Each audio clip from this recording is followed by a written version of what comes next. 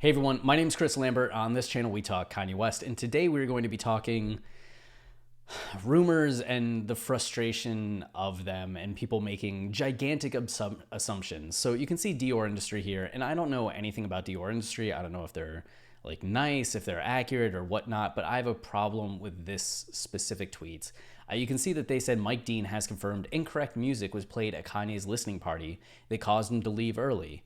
What is the confirmation? Is it a quote by Mike? Is it something like that he said? No, it's just that he liked a tweet down here, and we'll get into what that tweet is. But just because Mike likes a tweet, it doesn't mean that he has confirmed information. So saying that it's a confirmation that incorrect music is played just feels to me like an irresponsible use of a platform. It looks like an attempt to drum up likes, to break some kind of news, but you're only making an assumption, and I feel like it's just irresponsible. So let's look at the tweet in question.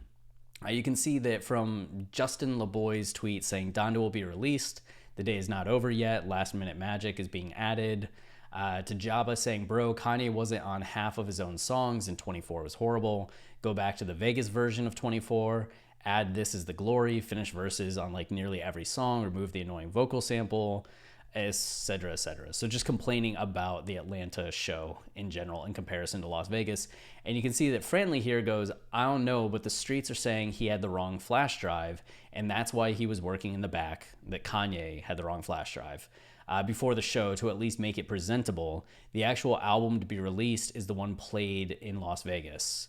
I guess it also explains why he was mad during it, which this was something that I heard in the aftermath of the show. What if you had the wrong flash drive? That's why we were getting, I think it mostly stemmed from the fact that We Made It, the Pop Smoke song that ended up being Tell the Vision on Pop Smoke's album, why that was included, because people just couldn't figure out, like, why would he include that? It's not his song. We didn't have any Kanye vocals on it. Is it just a mix-up? What went on? And I think that's where the flash drive came in. But the ridiculous thing about this is that Kanye got to Atlanta at least by Wednesday. There were people talking about how throughout the day on Wednesday, even in the night, Kanye was in the stadium practicing things. You could hear music and bass start thumping across the street from the stadium for people that were staying in the hotel there. You could actually hear them working on things. We knew that Kanye stayed the night in the stadium on Wednesday, which means that he was there for over 24 hours before the actual show. There's no way that he would be doing all this prep work for the show and not know that he had the wrong flash drive and not send somebody back to Vegas. Like a flight from Atlanta to Vegas and back to Atlanta would take what, 4 hours, 5 hours, 6 hours? It's just something that could be done during the day. Like anytime Wednesday, anytime Thursday morning, even Thursday afternoon, it could happen. You could even have somebody that is in Vegas go get the thumb drive and send the files over through email so they at least had the right files. There's just no way in the world that they wouldn't discover that they had the wrong flash drive and would spend the entire day just trying to make old songs sound better and presentable. It just doesn't make sense as a theory. But the reason why everybody's now saying like, oh, this is confirmed, or not everybody, the reason why Dior wrote this tweet is because Mike Dean liked this tweet. The thing about Mike, though, is that Mike is a troll. Mike has a sense of humor. Mike finds stuff like this to be amusing. So maybe it is him softly confirming it, but Mike's also liking memes about Kanye keeping Mike hostage, right? Like he likes to have fun with fans. During the Life of Pablo era, he's going on Periscope and he is just going live to tease people as everybody's waiting for the album to drop after the Yeezy Season 3 performance. And he would just go on Periscope and like dick around and kind of laugh at people leaving the comments. And I just don't see a world in which he didn't find this funny. But the fact that you have accounts that promote themselves as like leaks and updates saying that it's confirmation just feels like a step too far, right? And just makes you wonder what else they're making assumptions about. I would not read into this until Mike himself were to say something like, oh yeah, we had the wrong thumb drive.